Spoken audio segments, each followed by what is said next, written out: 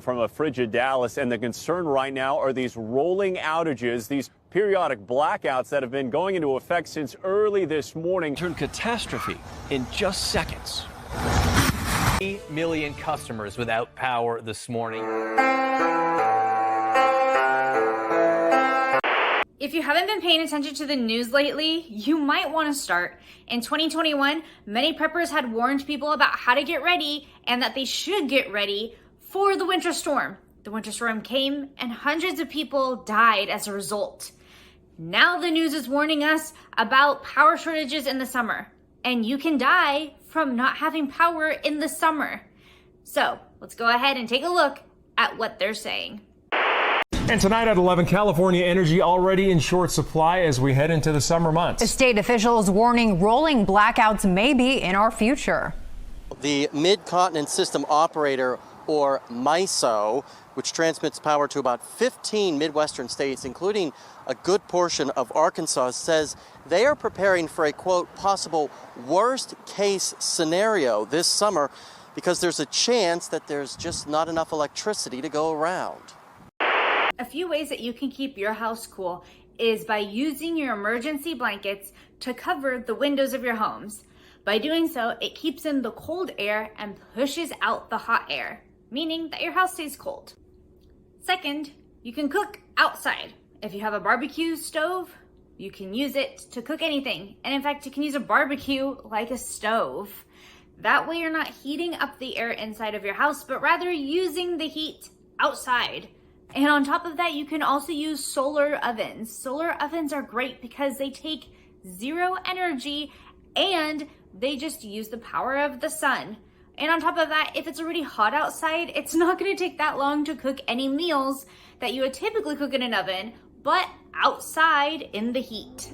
And last but certainly not least, I've been seeing some portable cordless AC units. They're small, and from what it looks like at a brief, just looking at the box, it takes water and batteries, so that is also an option. However, I suggest you packing up on the batteries now because summer is about 3 months of heat, and those batteries are most likely not going to last long if you're using them all the time.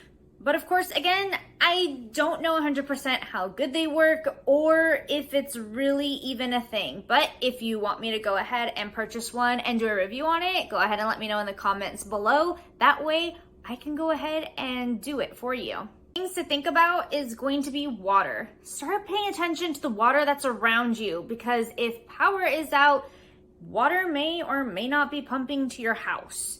That's something that a lot of people don't think about. And a generator isn't necessarily going to last you all 3 months. Now, the likelihood of the power outage being 3 months is obviously slim to none, but still, if it's constant rolling blackouts and you depend on things like medication that need to be cold, having that generator is going to have to be used to power things like your fridge versus a pump if you even have a well pump. And many of us don't have wells. So water's still going to be scarce to get a hold of. You're going to want to have a filtration system set, and also, again, pay attention to the water that's around you, but also pay attention to the water that's in your house. Pipes, water heaters, and even toilets all hold water. Now, they're not the most ideal sources of water, but hey, if there is no water, it's better than dehydration. Many people also overlook getting water from food. If you happen to have canned goods that are in water, you can drink it. Now, of course, tuna juice isn't necessarily people's cup of tea. However, again, in the event that there is no other option, drinking the water from a can of tuna is definitely better than dehydration. Some ways that you can personally stay cool is by having long sleeve and pants that are breathable. The fact that they are long sleeve helps to give your body shade, and the fact that they're breathable allows air to flow through it and allowing your natural body sweat to cool you down. I hope that these quick tips help you to start thinking about what you can do in the summer's projected heat without power. Again, it's not going to be a walk in the park. However, if you start getting yourself prepared now, you're only going to be better off in the future, especially because it's no longer a conspiracy. The news is warning you that there's going to be power outages throughout the summer. And if you liked this video, go ahead and give us a thumbs up, subscribe if you haven't already, hit the notification bell, and to trick the algorithm, go ahead and click share and copy, and you don't have to share it to anyone.